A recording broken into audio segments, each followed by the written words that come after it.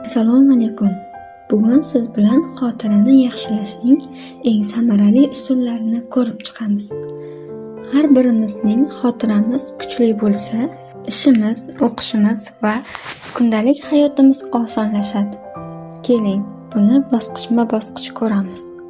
Jismoniy mashqlar, yurish, yugurish yoki hatto uy sharoitida mashq qilish miyani faollashtiradi.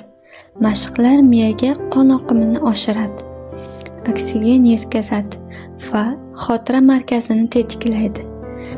Maslahat: har kuni 20-30 daqiqa harakat qiling, hattoki ertalabki qisqa yurish ham juda foydali. Ikkinchisi, sifatli uyqu. Uyqu miyani tozalaydi va xotirani mustahkamlaydi. 7-9 soat sifatli uyqu yetarli bo'lsa, siz yangi ma'lumotlarni yaxshiroq eslab qolishingiz mumkin. Tavsiya: uyqu vaqtini bir xil saqlang. Telefonni kechasi yotishdan 1 soat oldin o'chiring. Uchinchisi, sog'lom ovqatlanish. Meva, sabzavot, yong'oq, baliq va to'liq donli mahsulotlar miyani oziqlantiradi. Shakarli va fast food ovqatlarni kamaytirish xotira uchun juda foydali. Tavsiya: har kuni yong'oq yoki meva iste'mol qilishni odat qiling. To'rtinchisi, aqliy mashqlar. Kitob o'qish, sudoku, shaxmat yoki xotira o'yinlari miyani juda faol saqlaydi. Yangi til o'rganish yoki yangi hobbi ham xotirani rivojlantiradi. Tavsiya: har kuni 10-20 daqiqa aqliy mashqlar bilan shug'ullaning. Keyingisi, asosiylardan biri bu stressni kamaytirish. Stress kortizol gormoni orqali xotiraga salbiy ta'sir ko'rsatadi.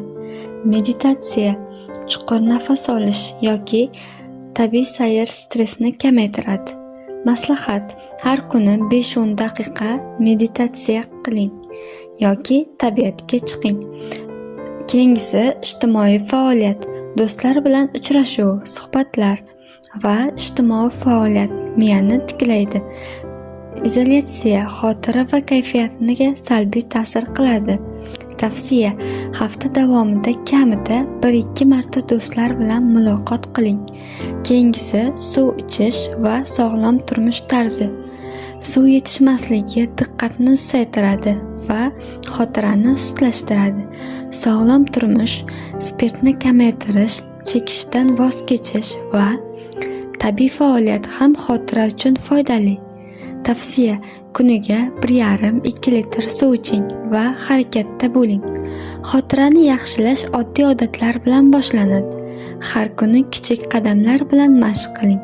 Sog'lom ovqatlaning, uyquni muvofiqlashtiring va stressni kamaytiring.